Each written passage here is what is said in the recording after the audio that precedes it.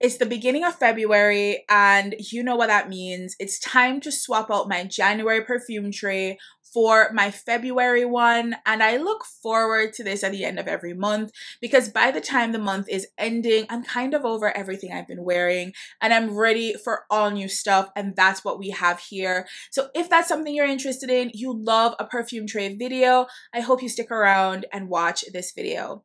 Hi, I'm Jeanique and welcome to my channel. On this channel, I do perfume reviews, hauls, reactions, tips and tricks videos, and I swap out my perfume tray once a month. So whether you're a perfume expert, collector, or you're just curious about the world of fragrances, I hope you subscribe, hit the notification bell button, and keep coming back for more videos. So I wanted to create some kind of really loose, easygoing system that would ensure that most of the fragrances in my collection would get some love from me. What would often happen when I was putting my fragrance trays together is that I would just sort of pull things at random that I was in the mood to wear at the time I was putting my tray together, and whether those things just made sense together as a whole for the entire month was never really on my mind. And it also meant that things I was never really in the mood to wear never got any kind of love from me, any kind of attention from me, and I wanted to change that. So I've created these categories that I wanted to fill, and I've sort of thought through what fragrances made the most sense in each category to ensure that everything in my collection would get some love, would get some attention from me before the year was out. The first category are office perfumes. This is one of my favorite categories because I am in office 3 days a week, so it means that these get a lot of love and attention from me.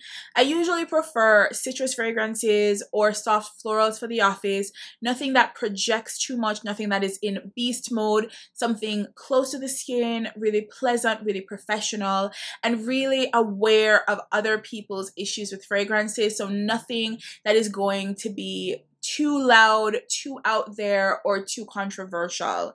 So the first fragrance in this category is Ralph Lauren's Romance. Now this is a classic fruity floral. It's a citrusy floral fragrance with oak moss in the base. It's very fresh, it's very bright, it's very open, it's very pretty, and it's a safe bet when it comes to the office because of how soft the floral notes like iris is in this one, as well as the citrus elements that are here are just very bright, open, fresh, and clean. It also has oak moss in the base, which offers a bit of greenness and a kind of an aquatic feel that is really nice and bright and open for the everyday wearer.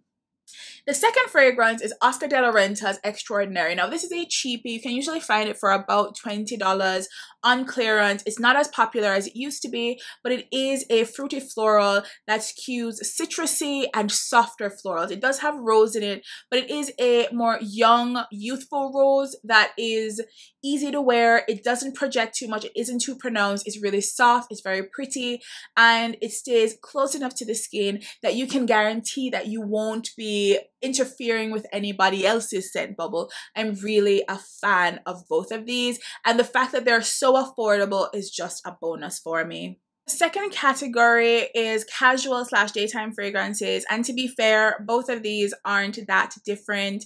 It's bright citrus fruit openings, there's salt, there's florals, there's amber in the base, and there is a very pronounced vanilla note. So let's talk about the first one, and that is Ariana Grande's REM. Let me just say, I'm an Ariana Grande perfume stan. She just gets me as somebody putting out perfume. I do love her fragrances for a casual wear, and REM is absolutely one of my favorites. I do love Quince as a note, and it is in the opening, and I love the juicy freshness of Quince, and it is in this one. There is also salt, there is zephyr, there is vanilla, there is amber. What is not to love about REM?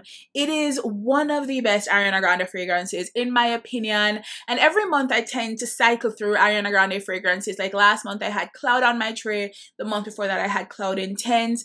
This month I've been missing REM. I've been missing REM since about mid-January, and it took all kinds of self-control not to pull it off the shelf and add it to my fragrance tray, but I really wanted to save it to enjoy it for February. As a colder month, the warm vanilla and the amber in this is going to just hit the right spot. The little bit of saltiness adds a bit of interest. I am such a fan of Ariana from Ariana Grande. I cannot say that enough. So the second fragrance is Paco Rabanne's Olympea. R.I.P. Paco Rabanne. This wasn't initially going to be on the tray. It was in the running, but it wasn't a definite choice. But having sprayed this a few times in memory of Paco Rabanne, I really wanted to add it to my February tray just to celebrate how much I love Paco Rabanne fragrances. I do have Fame. I also have Lady Million Fabulous, which is fabulous.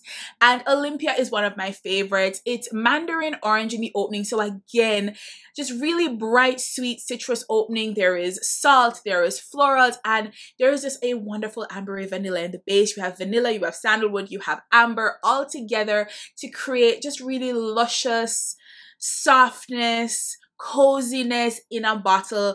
This is so wonderful, and that saltiness just adds to that sort of skin scent vibe that you want in the daytime, that freshness you want in the daytime, and Olympea just hits the right spot. It is such a fantastic daytime casual fragrance because of all of these elements, and I'm really looking forward to wearing this one this month.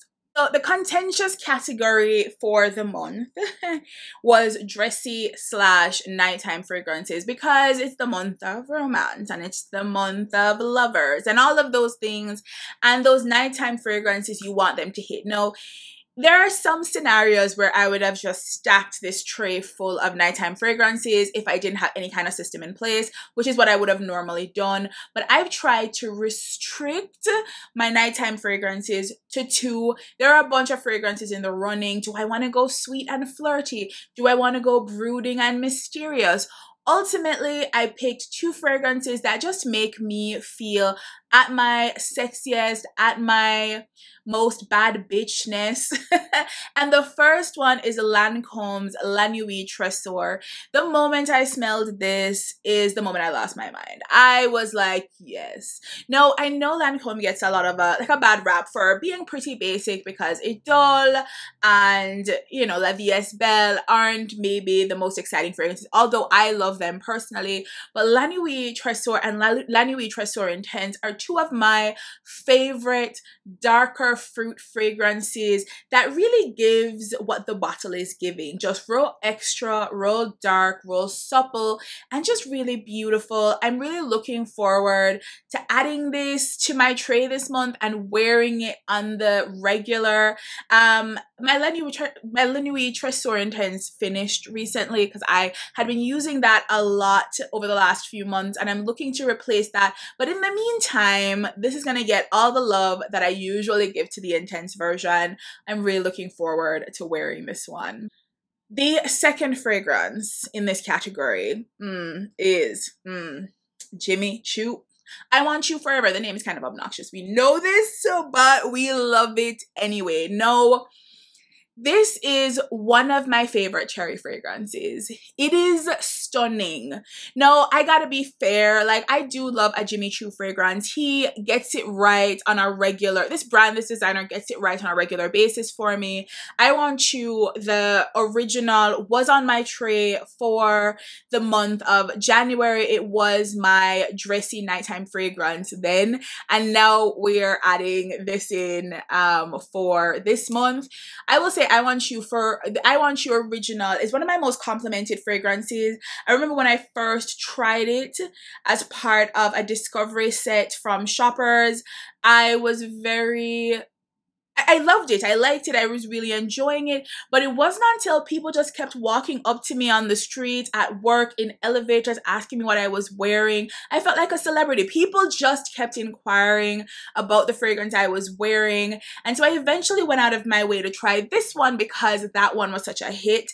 And this one was even juicier, even darker, even more supple, and even sexier than that one. Now, we know that cherry fragrances are just some of the most romantic fragrances that are out there, or at least they are in my opinion, and this fits the bill so very well. I'm looking forward to wearing this to date nights, to dinners, just to feel myself at night looking cute. And Jimmy Choo, I Want You Forever, such a gem, really such a gem. So my next category of fragrance is a new one for me. I have a tendency to ignore or overlook some fragrances in my collection, even if maybe because I've gotten tired of them, because I wore them for a long time, or they aren't quite my vibe, or they require me blending with something else and layering with something else in order to work.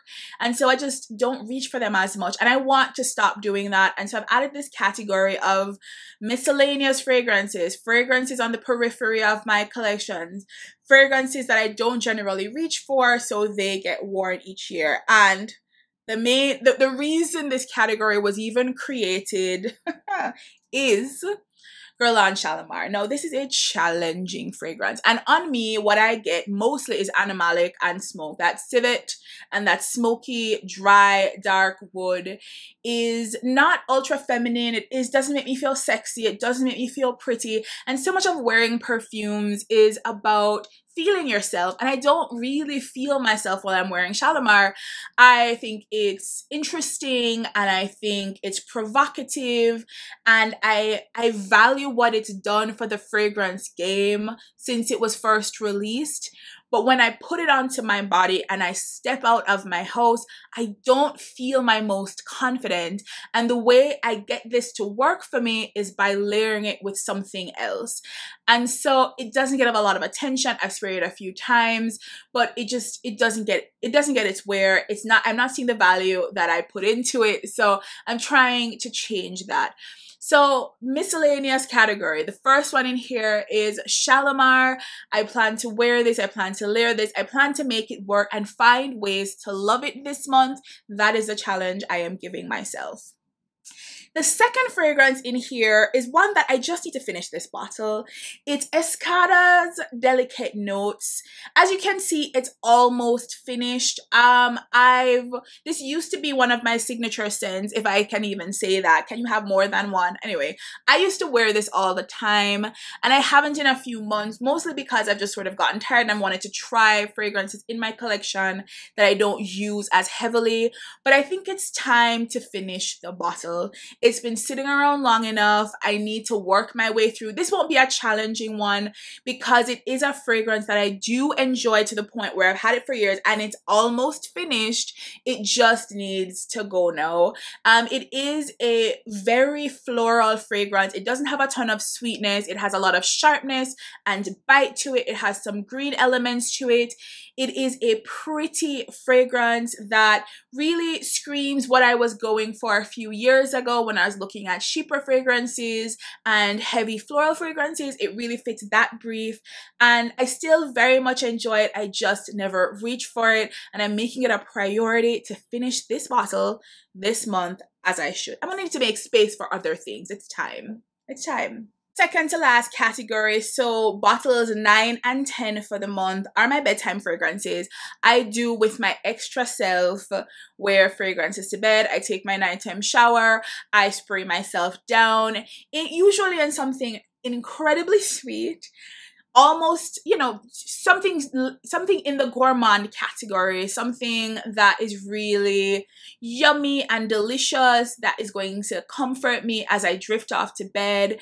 In this category, I don't like anything that dries down too woody or too musky, because I want to wake up either to no smell at all or to something sweet and pleasant and gourmand like waking up to the smell of baked goods, or waking up to the smell of coffee, or waking up to the smell of caramel. That's what I want out of my bedtime fragrances, and I have two in this category. The first is Solinotes Vanille. It's a very sweet, flat vanilla fragrance that's very straightforward, not too complicated, really pleasant. And it costs like $28 at Shoppers before discount, so it's very cheap. And I'm looking forward to just adding this to my bedtime routine. I've already started wearing it and I am loving it. In the second place is Sweet Like Candy Body Splash from Ariana Grande. Now, I tend to forget that I have these body splashes. I bought them, they sit on like a tray by my bed, and I end up using perfumes at night instead of using up the body splashes like I had intended to. I need to change that, and so I'm making more of an effort to incorporate the body splashes into my tray and onto my tray and into my routine, so they get the kind of love and attention they deserve. Because even though they don't have the perfume oil ratio that an eau de parfum has, it doesn't mean it isn't special, wonderful, and deserving of my like attention. So Sweet Like Candy, another Ariana Grande scent this month. I swear to God, like she just up on my fragrance trays every month, and I love it for me basically. Last category is a pretty simple one. It's my purse sprays for the month. Last month I tried to do one a week and swapping them out, and I realized that I wasn't consistently using my purse sprays enough, especially if I happened to be wearing a fragrance that day that had a like great performance and was projecting a ton, and like adding new stuff on top of it just wasn't a great idea.